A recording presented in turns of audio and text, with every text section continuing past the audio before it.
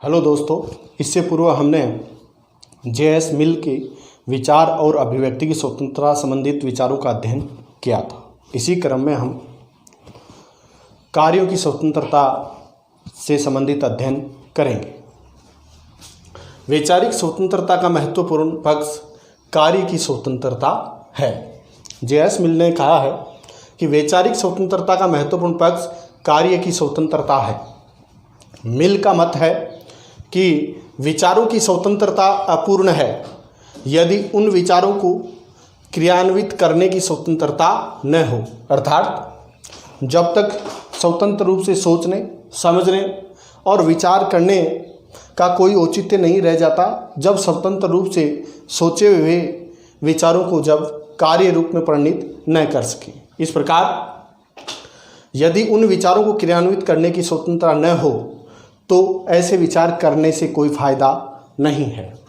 दृष्टि, संकल्प, सृष्टि ये मनुष्य के अविभाज्य अंग हैं। अर्थात देखो, संकल्प करो और सृष्टि निर्माण करो, ये मनुष्य के अविभाज्य अंग हैं और कार्यों द्वारा मनुष्य अपना योगदान समाज को देता है। अर्थात प्रत्येक व्यक्ति कार्यों के द्वारा समाज को अपना योगदान देता है।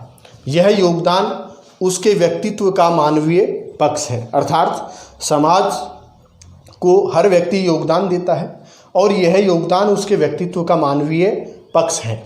साथ ही सामाजिक प्रगति का अन्यतम साधन है।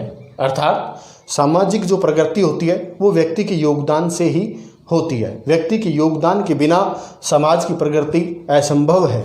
यदि कोई व्यक्ति स्वतंत्रतापूर्वक केवल सोचता ही है, अर्थात स्वतंत्र रूप से सोचता ही है, विचार ही करता है, पर आचरण में दूसरों की आज्ञा का पालन करता है, अर्थात आचरण अपने सोचे अनुसार या अपने विचारों के अनुसार नहीं करता है, तो वह जीवित दास है। अर्थात वह स्वतंत्र व्यक्तित्व का धनी नहीं है, वह एक जीवित दास है, क्योंकि उसके मन और शरीर पृथक है। अर्थात उसका मन अलग है और शरीर अलग है। वह अपूर्ण मानव है, अर्थात वह पूर्ण मानव न होकर अपूर्ण मानव है।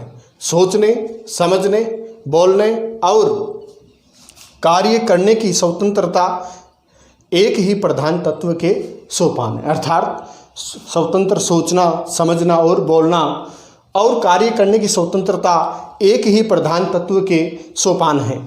इनमें से किसी की उपेक्षा नहीं की जा सकती, अर्थात इनमें से एक की भी उपेक्षा नहीं की जा सकती। स्वतंत्र कार्य के अभाव में स्वतंत्र चिंतन वैसा ही है। अर्थात जे.एस. मिल ने कहा है कि स्वतंत्र कार्य के अभाव में स्वतंत्र चिंतन वैसा ही है जैसा कि पक्षी उड़ना तो चाहता है पर उसके पंख उड़ने नहीं देते, अर्थात उसके पंख उड़ान नहीं भर सकते।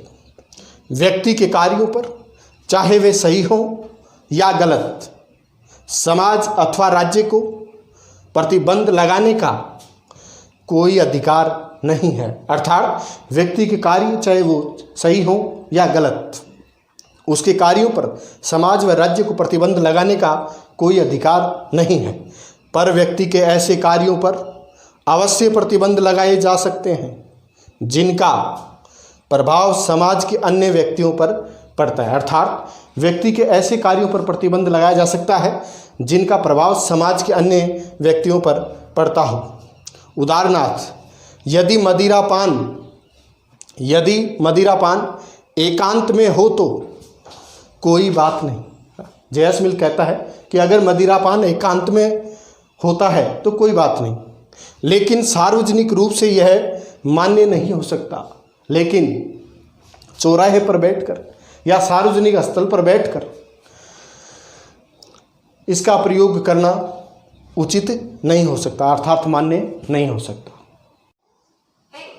यदि व्यक्ति जुआ खेलता है और इसका सामाजिक प्रभाव नगण्य है तो व्यक्ति के इस कार्य में राज्य द्वारा हस्तक्षेप नहीं होना चाहिए। अर्थात जे.एस. मिल कहता है कि अगर व्यक्ति जुआ खेलता है और इसका सामाजिक प्रभाव नगण्य होता है, अर्थात समाज पर इसका इफेक्ट या प्रभाव नहीं होता है, तो व्यक्ति के इस कार्य में राज्य द्वारा हस्तक्षेप नहीं होना चाहिए।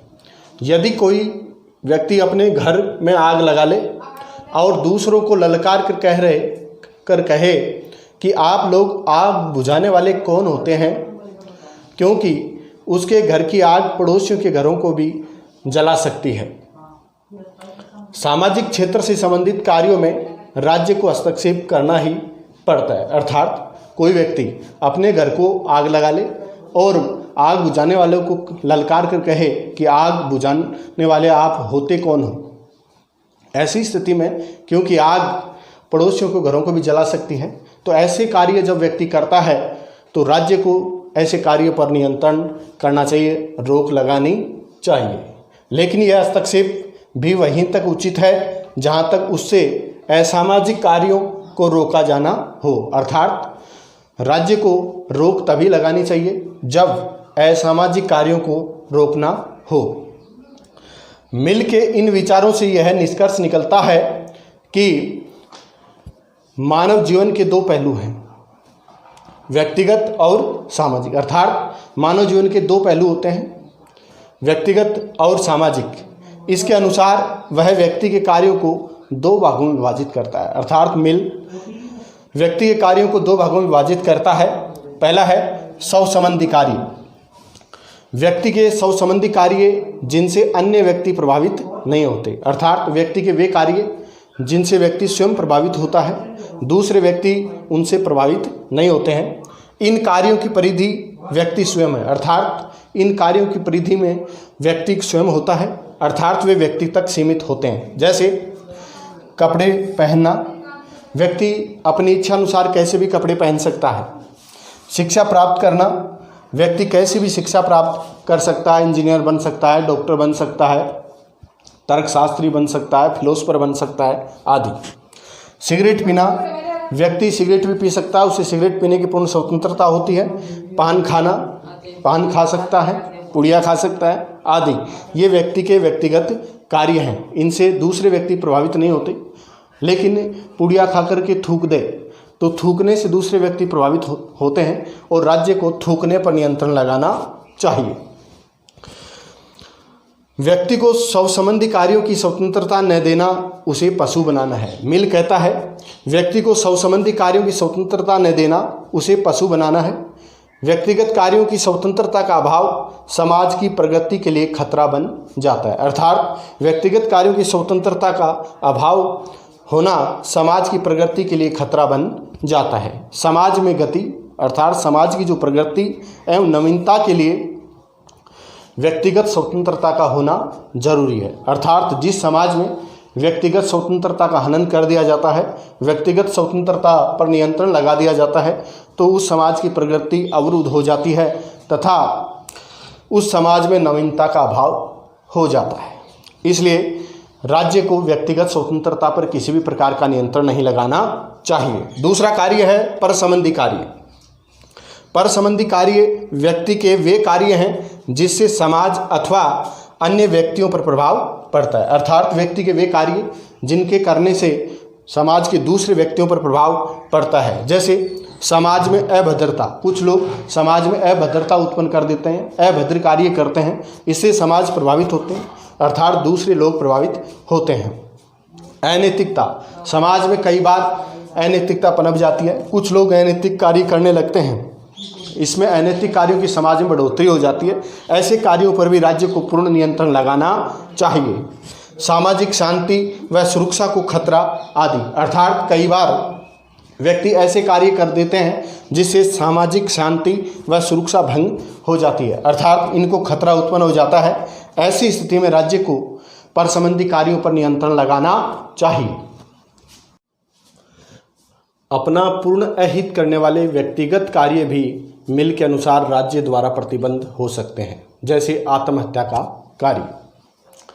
मिल का कहना है कि जो व्यक्ति अपना पूर्ण अहित करने वाले व्यक्तिगत कार्य भी करते हैं तो मिल के अनुसार राज्य द्वारा ऐसे कार्यों को भी प्रतिबंध करना चाहिए। जैसे कोई व्यक्ति आत्महत्या कर रहा है या करना चाहता है तो उस पर भी राज्य को रोक लगानी चाहिए। मिल की स्वतंत्रता के मूलभूत तत्व। जे.एस. मिल ने अपनी स्वतंत्रता के जो मूलभूत तत्व बताए हैं वे इस प्रकार हैं।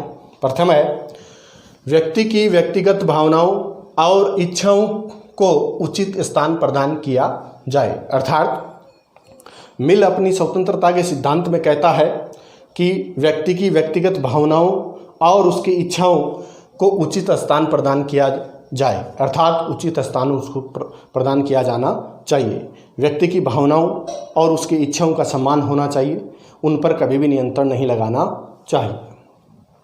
2 नंबर है, समाज की ऐसी परंपराओं का विरोध किया जाना चाहिए जिनसे विचार और भाषण की स्वतंत्रता बाधित होती हो। ऐसे कानूनों को भी निरस्त कर देना चाहिए।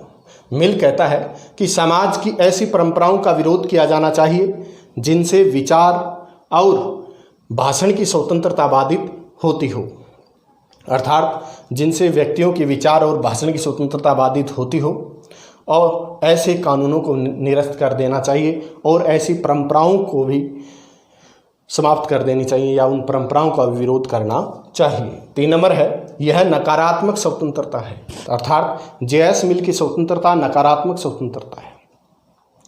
इस पर किसी भी प्रकार का कोई नियंत्रण नहीं है। नकारात्मक स्वतंत्रता का अभिप्राय यही है कि व्यक्ति को खुली स्वतंत्रता प्राप्त करना, उसके कार्यों पर किसी भी प्रकार का नियंत्रण न होना है। यह विध्यात्मक नहीं, अर्थात ये कानूनी स्वतंत्रता नहीं है या विधिपूर्ण स्वतंत्रता नहीं है। कानून का अभाव ही स्वतंत्रता माना गया है, अर्थात कानून का अभाव होना ही स्वतंत्रता माना गया है। अर्थात कानून की अनुपस्थिति में जो स्वतंत्रता या स्वच्छंदता प्राप्त होती है उसे ही स्वतंत्रता माना गया है। 4 नंबर है, मिल द्वारा स्वतंत्रता की एक आध्यात्मिक व्याख्या प्रस्तुत की गई है। जे.एस. मिल द्वारा स्वतंत्रता की एक वैधानिक न होकर आध्यात्मिक व्याख्या प्रस्तुत की गई है, अर्थात धर्म के अनुसार जो स्वतंत्रता प्रदान करनी चाहिए वो है, न कि वैधानिक स्वतंत्रता की बात इसमें नहीं की गई है। 5 नंबर, समाज से पृथक रहकर व्यक्ति स्वतंत्रता का उपभोग कर सकता है। मिल की स्वतंत्रता की धारणा समाज की व्यक्तिवादी धारणा पर आधारित है, अर्थात मिल का मानना है कि ऐसी स्वतंत्रता व्यक्ति समाज से पृथक रहकर प्राप्त कर सकता है, स्वतंत्रता का उपभोग कर सकता है। अर्थात हम भी मान सकते हैं कि व्यक्ति समाज में रहकर के कई बंदिशें भोगता है, अर्थात समाज में रहने पर व्यक्ति पर कई प्रकार के नियंत्रण होते हैं, लेकिन पूर्ण स्वतंत्रता व्यक्ति समाज से पृथक या अलग रहकर के प्राप्त कर सकता है। मिल की स्वतंत्रता की धारणा समाज की व्यक्तिवादी धारणा पर आधारित है, अर्थात मिल की जो स्वतंत्रता है वो समाज की व्यक्तिवादी धारणा पर आधारित है, अर्थात समाज में व्यक्ति को कितनी स्वतंत्रता प्राप्त होनी चाहिए और व्यक्ति कितनी स्वतंत्रता चाहता है, उस वैसी स्वतंत्रता जे.एस. मिल ने स्वीकार की है। 6 नंबर, मिल पिछड़े हुए राष्ट्र के लोगों को स्वतंत्रता प्रदान करने के पक्ष में नहीं है, अर्थात मिल जो पिछड़े हुए जो अविकसित जो देश हैं, जो पिछड़े हुए देश हैं, उस राष्ट्र के लोगों को स्वतंत्रता प्रदान करने के पक्ष में नहीं है। 7 नंबर, राष्ट्रीय प्रगति और सामाजिक उद्देश्य के लिए स्वतंत्रता का अपहरण किया जा सकता है, अर्थात मिल ने भी यह स्वीकार किया है कि राष्ट्र की प्रगति और सामाजिक उद्देश्य के लिए स्वतंत्रता का अपहरण किया जा सकता है, अर्थात समाज और राष्ट्र के लिए व्यक्ति की व्यक्तिगत स्वतंत्रता पर का भी अपहरण किया जा सकता है, उसकी स्वतंत्रता पर नियंत्रण किया जा सकता है। अनेक विचारकों ने जे.एस. मिल की स्वतंत्रता की आलोचनाएं की हैं, तो आलोचनाएं इस प्रकार हैं। प्रथम, बारकर के अनुसार जे.एस. मिल की स्वतंत्रता एक खोखली स्वतंत्रता है, अर्थात जे.एस. मिल को खोखली स्वतंत्रता का पैगंबर कहा है, अर्थात जे.एस. मिल की स्वतंत्रता को नकारात्मक स्वतंत्रता भी कहा गया है। 2 नंबर आलोचना है कि मिल की स्वतंत्रता अवैज्ञानिक है, अर्थात मिल ने जो स्वतंत्रता की धारणा या सिद्धांत दिया है वो अवैज्ञानिक है, क्योंकि उसने स्वसंबंधी और परसंबंधी कार्यों की बात की है, अर्थात कार्य न तो स्वसंबंधी होते हैं और न परसंबंधी। व्यक्ति का ऐसा कोई कार्य नहीं है जिससे दूसरे व्यक्ति प्रभावित नहीं होते हैं, अतः मिल की जो स्वतंत्रता की धारणा है वो अवैज्ञानिक है। 3 नंबर, वह झकियों और सनकियों को स्वतंत्रता देने का पक्षपाती है। जे.एस. मिल झकियों और सनकियों को भी स्वतंत्रता देने के पक्षपाती है, इसलिए सनकी जो व्यक्ति हैं वो समाज और राज्य के हित में निर्णय नहीं ले सकते हैं, लेकिन फिर भी मिल इन सनकियों को स्वतंत्रता देने के पक्षपाती है, जो उचित नहीं है।